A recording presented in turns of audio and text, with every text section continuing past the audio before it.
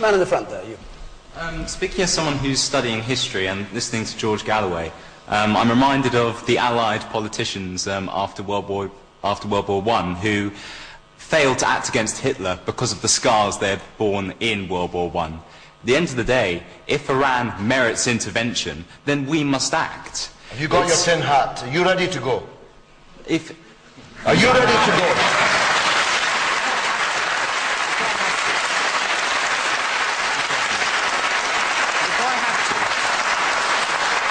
If the call goes out... You want other people's sons to be killed? If the call goes out and asks me to go and fight for my country, I will, because I love my country and I'm going to fight for it. Me too, but I don't want to fight for George W. Bush's country. Okay.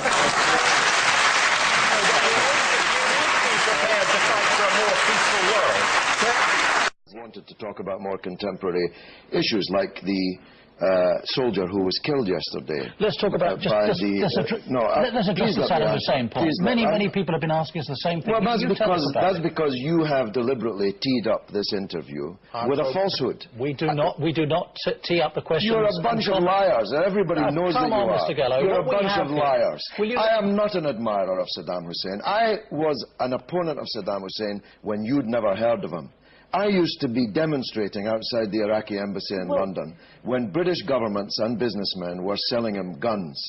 I have answered this question 500 times at least. So let's go on and answer some of your other questions. We've got many of them are, well, I just don't know where to start. They're all much the same. Well, no wonder they are, because you've set this whole thing up. No, we've not set it up. There are millions of people. There are millions. No, you aren't. You've been trailing this program of me as an admirer of Saddam Hussein, which I'm not. You've put on a voter from Scotland where we're not standing, where we don't exist, to attack me. And now you're telling me you've got a shoal of hostile questions. There are millions of people. Millions of people support our stand on the war on Iraq and our stand on railways and on many other issues. And you're going to get a surprise on Thursday when you see the result in the constituency in which I'm standing. But you won't be talking to me after it. Let me assure you of that. Well, we're joined now from his count in Bethnal Green and Bow by George Galloway. Mr. Galloway, are you proud of having got rid of one of the very few black women in Parliament? What a preposterous question. I know it's very late in the night, but wouldn't you be better by starting by congratulating me for one of the most sensational election results in modern history? Are you proud of having got rid of one of the very few black women in Parliament? I'm not, Jeremy, move on to your next question. Well, you're not answering that one. No, because I don't believe that people get elected because of the colour of their skin. I believe people get elected because of their record and because of their policies. So move on to your next question. Are you because proud? I've got a lot of people who want to speak to me. If you ask that question again, I'm going. I warn you now. Don't try and threaten me, Mr. Galloway, please. You're the one who's trying to badger me. I'm not trying to badger you. I'm merely asking whether you're proud of having driven out of Parliament one of the very few black women there, a woman you accused of having on her conscience the deaths of 100,000 people. Oh, well, there's no doubt about that one.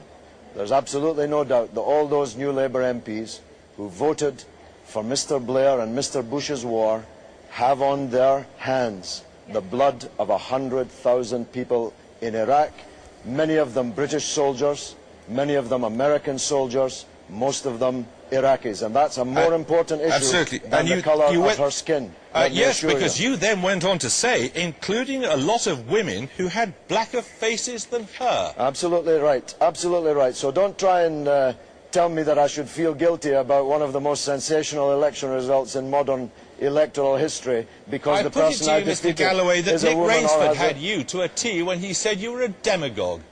I'm sorry?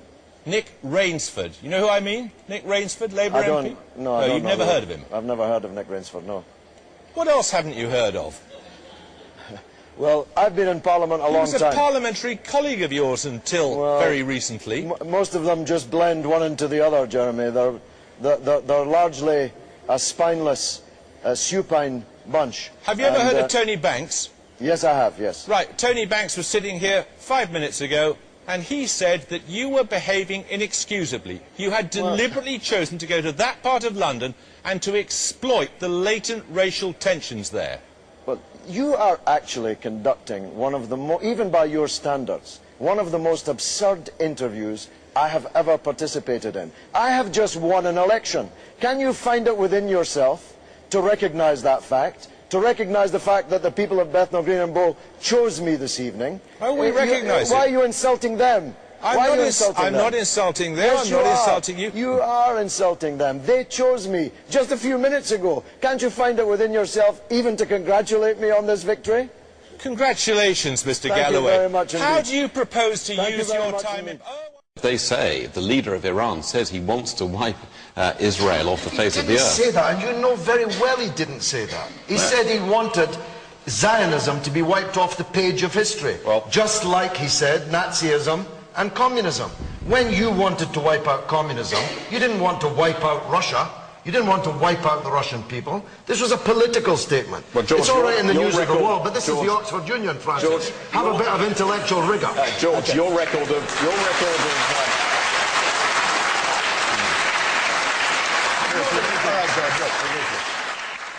The Iranians strongly support the development of nuclear weapons. What was being said on my right? It's nuclear power. It's nuclear power. Stop conflating nuclear power with nuclear weapons. Iran doesn't have any nuclear weapons. And the IAEA says there's no evidence they're building them. How do you justify your support for Hezbollah and its leader, Sheikh Hassan Nasrallah? What a preposterous way to introduce an item, and what a preposterous first question.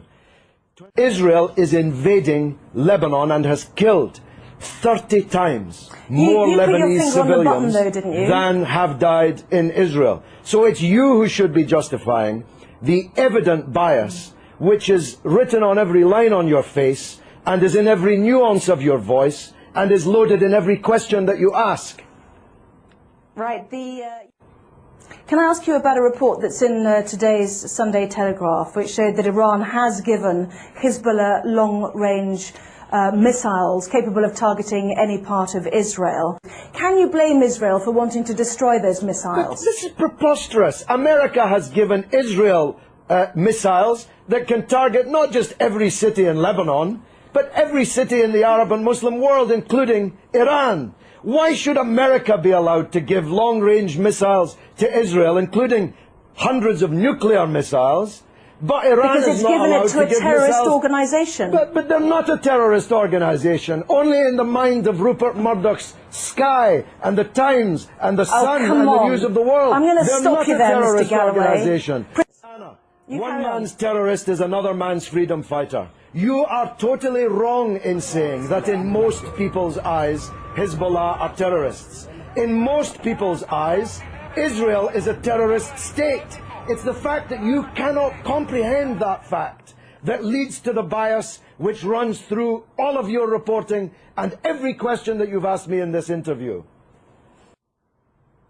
Well, as usual, you have prompted a huge email response, both for and against you, Mr. Galloway, so we'll leave it there. I have to say that some people might find it offensive when more families are mourning their dead to hear you say that it was a bloody good hiding. So you don't give a damn. You don't even know about the Palestinian families. You don't even know that they exist.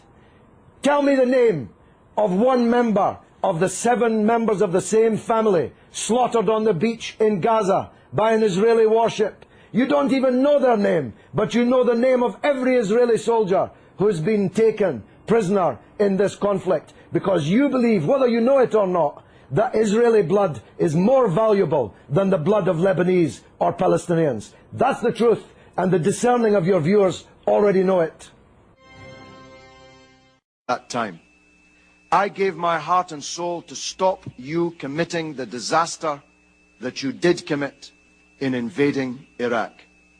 And I told the world that your case for the war was a pack of lies. Senator, in everything I said about Iraq, I turned out to be right and you turned out to be wrong.